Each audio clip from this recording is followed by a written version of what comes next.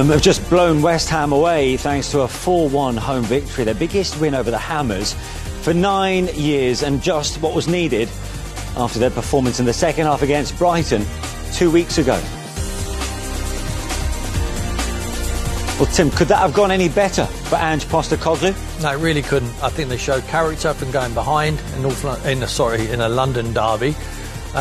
Very emotional game, especially for the West Ham fans.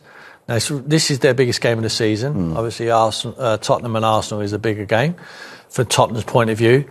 To go behind and then come out with that character in the second half after what happened at Brighton before the international break, I think is not only the ability of his side, but the character of his side really shone through, and I think the manager will be delighted with that performance. Yeah, and you talk about how, and we said this before the game, how this fixture almost means more for the West Ham fans than the Spurs.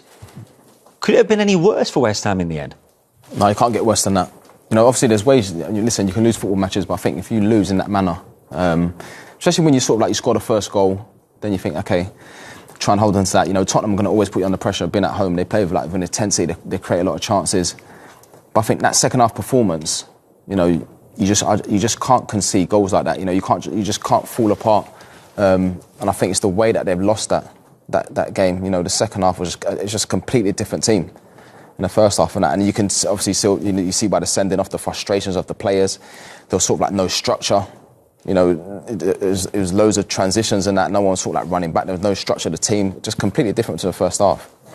Their capitulations as well. Yeah. I mean, there's only Wolves who conceded more goals than West Ham this season. You know, it's really not good enough. OK, let's get some post-match reaction from the Spurs camp and hear from one of their goal scorers. Dejan Kulusevski is with Becky Ives. Dejan, you've been taking in these celebrations with the Tottenham fans. It was a London derby that seemed to have everything. Goals, red cards, how was it out there? Yeah, first half was tough, honestly. Because, you know, you cannot always be 100% physically. And they did good. They scored a goal. We didn't defend good. But then when I scored 1-1, I knew we were going to win. So that was important. Is there a better feeling than scoring at home? Your first this season, second overall. No, it's why I work for, especially shoot outside of the box. So it was important for me. And now I can only look forward and help this team anymore. Were you pleased with the reaction, though, from going 1-0 down? Yeah, I think when we play good, we're unbelievable. But we have to defend much better, and we have to train on that more. Take us inside the dressing room at half-time. Ange Postecoglou has decided to make a substitution. What is his messaging at this point? I think the balance was not good enough. We were a little bit too much offensive, so we have to look into that and improve next game. Did that allow you, though, to have more freedom, relieve you of defensive duties a little bit? And do you enjoy that? Yeah, of course. Like, it's hard to do both things all the time. So it was good that we got Pop in, and I think Pop changed the game for us. Well, in that second half, I think it was 7 minutes and 14 seconds between 2-1 and 4-1. The atmosphere in here and everything, just the momentum. The smile comes over your face when I say that. The momentum was with you, wasn't it? Yeah, that's Tottenham football. When everything is clicking, we can score 4 goals in 4 minutes. So more of that, please. Is this get you back on track? Yeah, but like keep by saying, we forget about this tomorrow and work even harder because we have to go up in the championship. All right, well, one final thing. You are the player of the match. Congratulations. Thank you very much. Thank you. Thank you very much. Yeah, he scored a terrific goal to Dejan Kulusevski in that 4-1 win over West Ham. Interesting what he said, Tim. When we click, we're capable of doing anything. I mean, we were questioning Ange and his stance on his front foot approach, but the players totally believe it. 100%, and why wouldn't you enjoy it, especially if you're an offensive player? I mean, you come in as a wide right player or off the left-hand side. He's transformed him into a central midfield player. I always look at midfield players if I would want to go up against them. I don't want to go up against this guy. He's 6'2". Yeah. He's quick, he's strong, he travels with the ball, he's got an eye for a pass, and obviously got an eye for a goal. He scored 8 goals in the Premier League last year. That's his second goal. He scores big goals. You know, he scored in a derby today, he scored at Old Trafford. If he can continue with that ratio, he's a player. He is one of the very few top signings they've made. Because a lot of these players now they've looked mediocre in the past. And I've always criticised the recruitment. But I think now, because of this manager, because of the offensive players, and Mickey van der Ven, who's been a revelation, I think Ange Postecoglou is shining them in the correct light. And all of a sudden, the recruitment department must be saying, see, we're doing something right. Yeah. And I think they're working hand in hand. So at the moment, I know it's game to game and they need more consistency because before the international break, the Brighton game, second half, they were the whipping boys.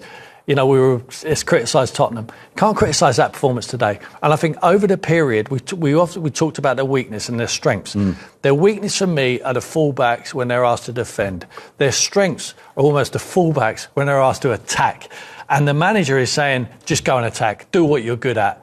Brilliant. Yeah. Well, let's have a look at the second half because clearly the first 8 minutes put paid to West Ham in quick time. Jermaine, Bissouma got the ball rolling, didn't he?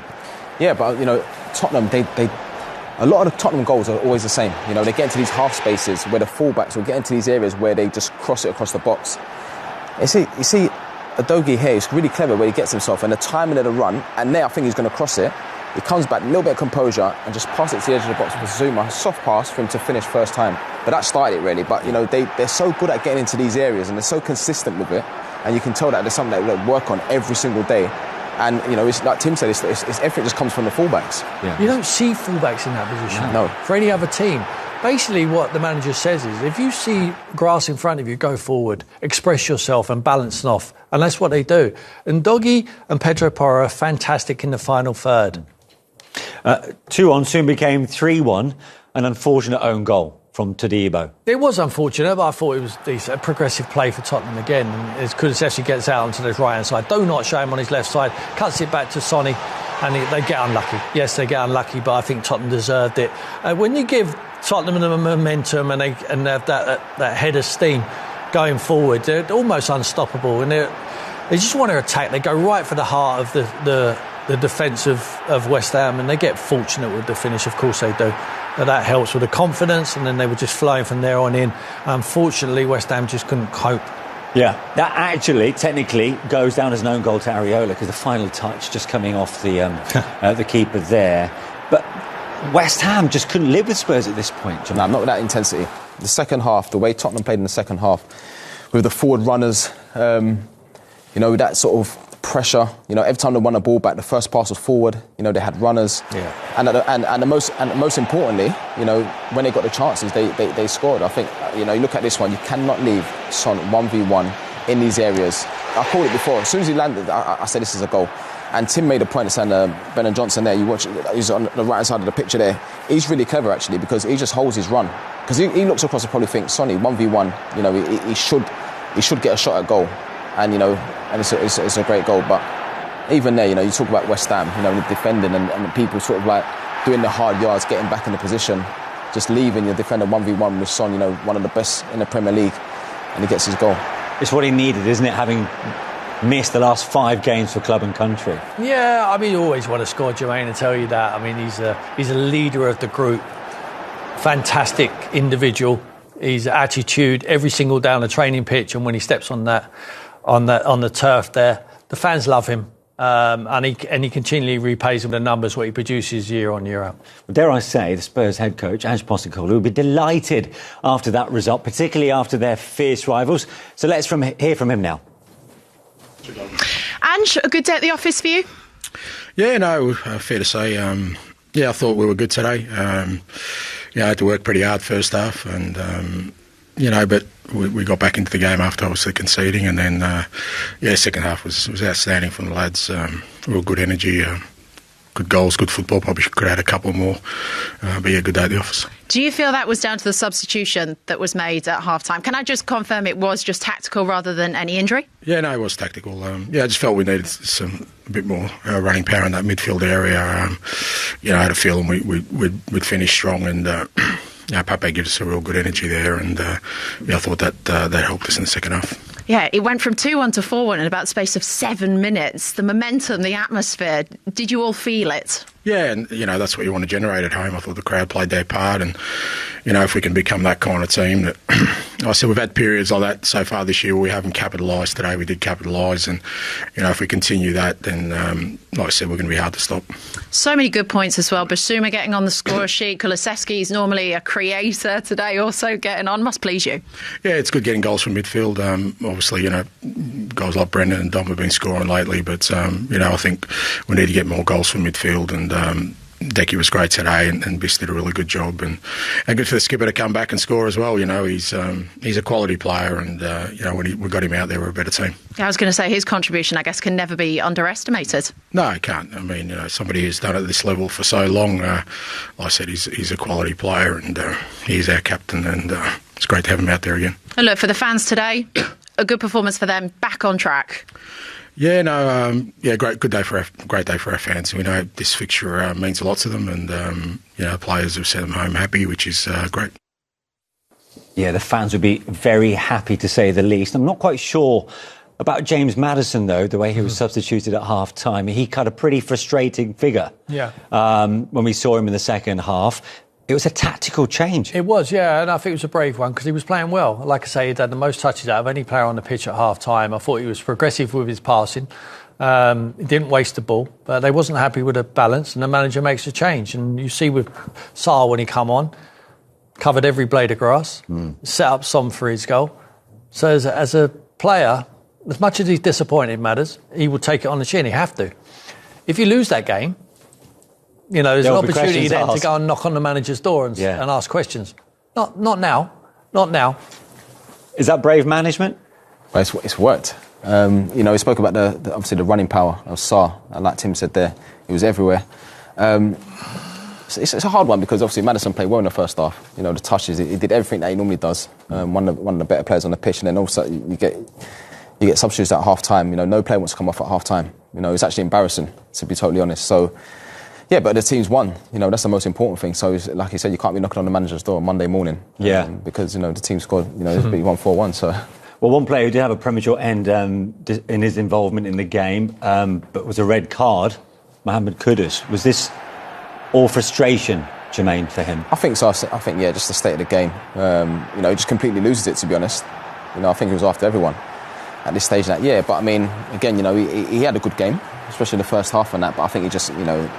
He just loses it. It happens. He sees there's frustrations, you know, losing, and you know, yeah, you can't do that. But as soon as you see it, you just know he's going to get sent off, and he actually does it to Sarr as well. Yeah.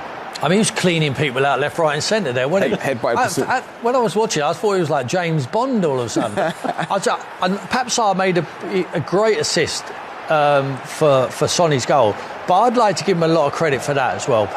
Look at Andy Sarr. Madley. No, Sarr. Oh, Sarr. Okay. Sarr, Kudus hits him in the face as hard as he can. All right, he hasn't punched him, but he's palmed him in the face. Normally you see players still rolling around now, but Sarr didn't decide to do that. He took a step back, walked into it, let the referee deal with it, made the correct decision. But we have to applaud players who are not rolling around on the floor. Yeah. There was two left rolling around on the floor. Apparently there was no room for him, perhaps, but he stood on his feet. Mickey van der Ven did get up eventually. But where does this leave Julian Lopetegui? Because all the talk beforehand was mainly Ange Postecoglou. 2 wins and 8 now for the new Hammers boss. Are the West Ham fans going to have to be patient here? Are you seeing light at the end of the tunnel? West Ham fans patient? No chance. It's disappointing, of course. It's disappointing. I think, like I said before, about, you know, there's ways you can lose football matches if you lose in the right way. But too often you see West Ham, you know, they concede, and all of a sudden, you know, everything that they've worked on, or the performance in the first half is just completely different. Everything goes out the window, and it's almost like, you know, there's no structure to the team. And it just looked like they're playing off the cuff, and they just concede more. So I think the manager's got to be careful.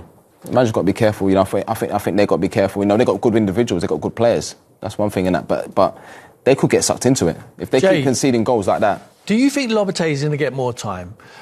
More time than he normally would, because how vocal the West Ham fans were against David Moyes? Do you think that gives him more leeway? Possibly, because obviously the West Ham fans wanted David Moyes out. They might not wanted they might not wanted him in, but at the end of the day, you know, they wanted him out. They wanted obviously a new manager to come in, and you know, David Moyes done a good job at the club in the time that he was there. So you've got to be careful what you wish for sometimes. Okay. So Tottenham, in the end, the first winners of the day on the Premier League's return after the international break. After this break,